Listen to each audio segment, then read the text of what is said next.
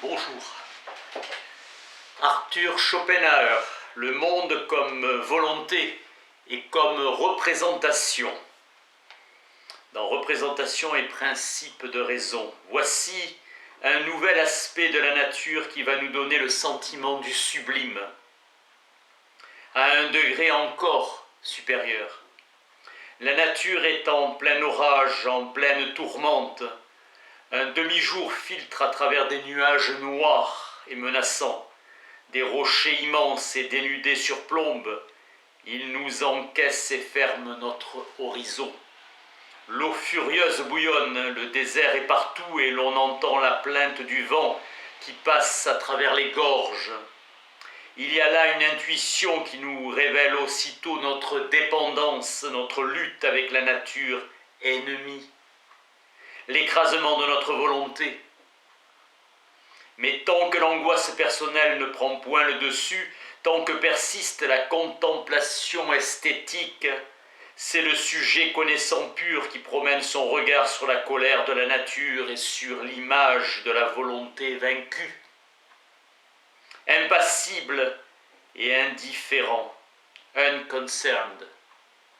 Il n'est occupé qu'à reconnaître les idées dans les objets mêmes qui menacent et terrifient la volonté. C'est précisément ce contraste qui donne lieu au sentiment du sublime. Plus forte encore est l'impression lorsque la lutte des éléments déchaînés s'accomplit en grand sous nos yeux. C'est par exemple une cataracte qui se précipite et qui par son fracas nous enlève jusqu'à la possibilité d'entendre notre propre voix.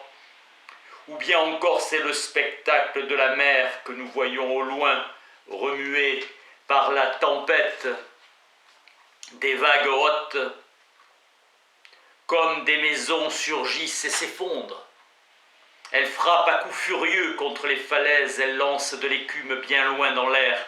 La tempête gronde, la mer mugit, les éclairs percent les nuages noirs. Le bruit du tonnerre domine celui de la tempête et celui de la mer. C'est devant un pareil spectacle qu'un témoin intrépide constate le plus nettement la double nature de sa conscience. Tandis qu'il se perçoit comme individu, comme phénomène éphémère de la volonté, susceptible de périr à la moindre violence des éléments, dépourvu de ressources contre la nature furieuse, sujet à toutes les dépendances, à tous les caprices du hasard, semblable à un néant fugitif devant les forces insurmontables, il a en même temps conscience de lui-même à titre de sujet connaissant. Éternel et serein, il sent qu'il est la condition de l'objet et par suite le support de ce monde tout entier, que le combat redoutable de la nature ne constitue que sa propre représentation et que lui-même demeure absorbé dans la conception des idées, libre et indépendant de tout vouloir et de toute misère. Telle est à son comble l'impression du sublime. Elle se produit ici à l'aspect d'un anéantissement qui menace l'individu à la vue d'une force incomparablement supérieure qui le dépasse.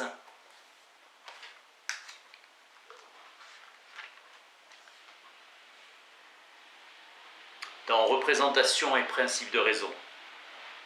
Il est dans la nature de l'homme de former des vœux, de les réaliser, d'en former aussitôt de nouveaux, et ainsi de suite indéfiniment. Il n'est heureux et calme que si le passage du désir à sa réalisation et celui du succès à un nouveau désir se font rapidement, car le retard de l'une amène la souffrance et l'absence de l'autre produit une douleur stérile, l'ennui. La mélodie par essence reproduit tout cela, elle erre par mille chemins, et s'éloigne sans cesse du ton fondamental. Elle ne va pas seulement aux intervalles harmoniques, la tierce ou la quinte, mais à tous les autres degrés comme la septième dissonante et les intervalles augmentés, et elle se termine toujours par un retour final à la tonique. Tous ces écarts de la mélodie représentent les formes diverses du désir humain, et son retour à un son harmonique, ou mieux Encore, au ton fondamental en symbolise la réalisation.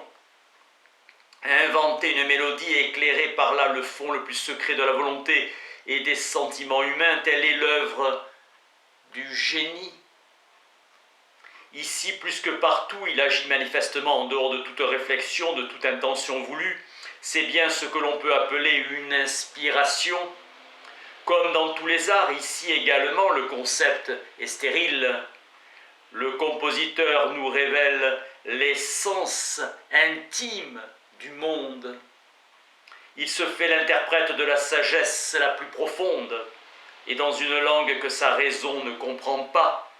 De même, la somnambule dévoile sous l'influence du magnétiseur des choses dont elle n'a aucune notion lorsqu'elle est éveillée.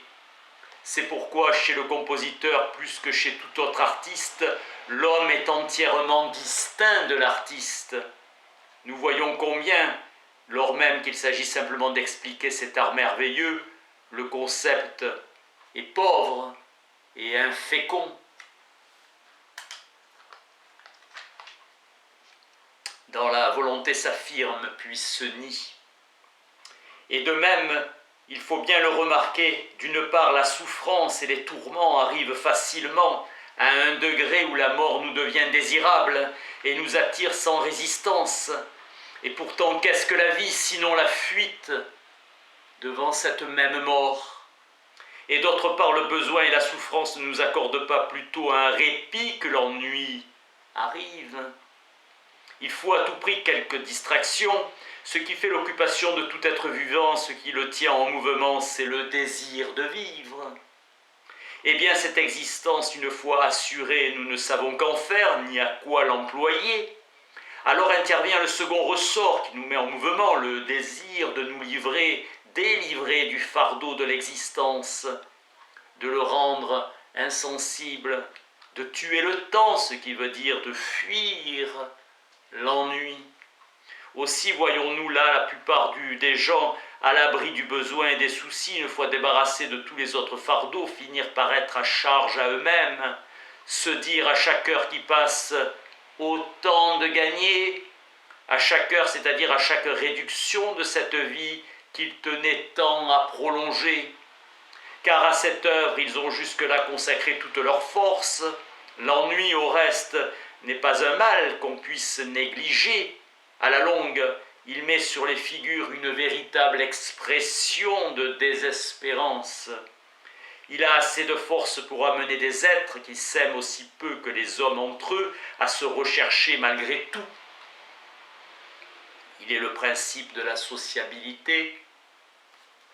On le traite comme une calamité publique, contre lui les gouvernements prennent des mesures, créent des institutions officielles, car c'est avec son extrême opposé, la famine, le mal le plus capable de porter les hommes au déchaînement extrême, panem et circenses. Voilà ce qu'il faut au peuple. Le système pénitentiaire en vigueur à Philadelphie n'est que l'emploi de l'isolement et de l'inaction, bref, de l'ennui, comme moyen de punition. Or, l'effet est assez effroyable pour décider les détenus au suicide. Comme le besoin pour le peuple, l'ennui et le tourment des classes supérieures. Il a dans la vie sociale sa représentation le dimanche et le besoin les 6 jours de la semaine. Entre les désirs et leur réalisation s'écoule toute la vie humaine. Le désir de sa nature est souffrance. La satisfaction engendre bien vite la satiété. Le but était illusoire. La possession lui enlève son attrait. Le désir renaît sous une forme nouvelle et avec lui le besoin, sinon c'est le dégoût. Le vide, l'ennui, ennemi plus rude encore que le besoin. Car le désir et la satisfaction ne se suivent à des intervalles qui ne sont ni trop longs ni trop courts. La souffrance, résultat commun de l'un et de l'autre, descend à son minimum. Et c'est là la plus heureuse vie. Car il est bien d'autres moments qu'on nommerait les plus beaux de la vie, des joies qu'on appellerait les plus pures, mais elles nous enlèvent au monde réel et nous transforment en spectateurs désintéressés de ce monde. C'est la connaissance pure, pure de tout vouloir, la jouissance du beau, le vrai plaisir artistique, Encore ces joies, pour être senties, demandent-elles des aptitudes bien rares. Elles sont donc permises à bien peu, et pour cela même, elles sont comme un rêve qui passe. Au reste, ils les doivent, ces joies, à une intelligence supérieure qui les rend accessibles à bien des douleurs inconnues du vulgaire plus grossier, et fait d'eux, en somme, des solitaires.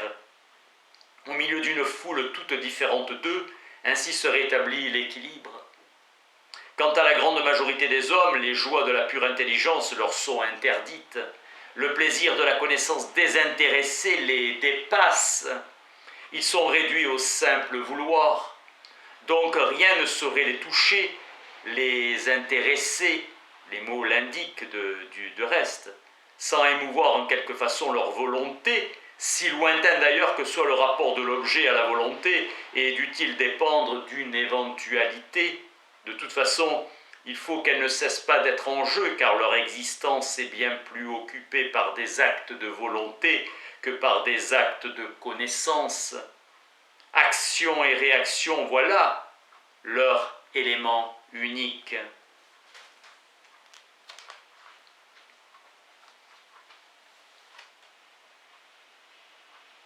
Toujours dans la volonté s'affirme Puisseny. Nous avons parlé du remords, de sa source et de son importance. Le contraire du remords, c'est la bonne conscience, la satisfaction que nous ressentons toujours après une action désintéressée.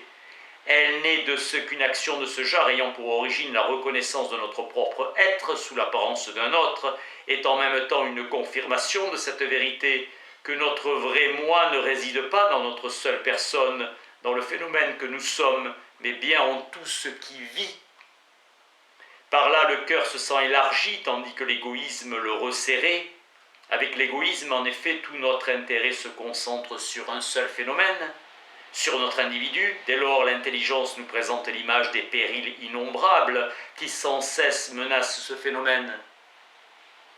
Et l'inquiétude, l'anxiété devient la dominante de notre humeur. Au contraire de savoir que notre être en soi, c'est ce qui vit et non simplement notre propre personne, cela répand notre intérêt sur tous les êtres vivants et notre cœur s'en trouve agrandi. En amoindrissant l'intérêt que nous inspire notre propre moi, nous attaquons donc que nous tuons dans sa racine le souci anxieux qu'il nous causait. De là cette sérénité calme, insouciante, que porte avec elle une âme vertueuse, une conscience bonne.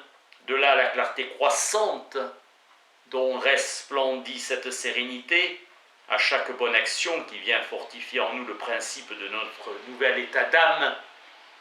L'égoïste se sent environné de phénomènes étrangers et ennemis, et toute son espérance est bornée à son propre bien-être. L'homme bon vit dans un monde de phénomènes amis. Le bien de chacun est son propre bien. Dans la seconde partie de la doctrine de la représentation abstraite ou de la pensée, chapitre 5, de l'intellect irrationnel. Voilà la différence essentielle qu'il y a entre la conscience animale et la conscience humaine. La réflexion parfaite repose en effet sur une claire conscience du passé et de l'avenir comme tel, dans leur rapport avec le présent. Par conséquent, la mémoire proprement dite nécessaire à cette opération est une réminiscence intelligente, ordonnée, cohérente. Or, une telle réminiscence n'est possible qu'au moyen de concepts généraux, sans lesquels même les faits particuliers ne sauraient être localisés dans leur ordre et leur enchaînement.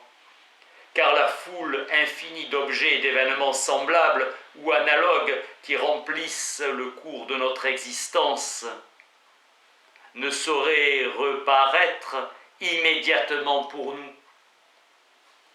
Dans une intuition particulière, notre mémoire, si étendue qu'elle soit, ni notre temps ne pourrait y suffire. Aussi ne pouvons-nous conserver toute cette expérience qu'en la subsumant sous des concepts généraux, c'est-à-dire en la ramenant à un nombre relativement restreint d'idées qui la résument, et grâce auquel il nous est loisible d'embrasser dans un cadre ordonné et suffisamment large toute l'étendue de notre passé. Nous ne pouvons en évoquer intuitivement que quelques scènes, encore n'avons-nous qu'une conscience tout abstraite des années qui se sont écoulées depuis et du contenu de ces années, au moyen de concepts de choses et de nombres qui représentent les années et les jours avec leur contenu. Au contraire, la mémoire des animaux et tout leur intellect est limité à l'intuition et consiste uniquement en ce fait qu'une impression renaissante s'annonce comme s'étant déjà produite, l'intuition présente ne faisant que rafraîchir les traces d'une intuition antérieure. Le souvenir chez eux n'est donc possible que grâce à une intuition actuellement présente. Arthur Schopenhauer, Le monde comme volonté et comme représentation pour l'agrégation de philosophie. Merci.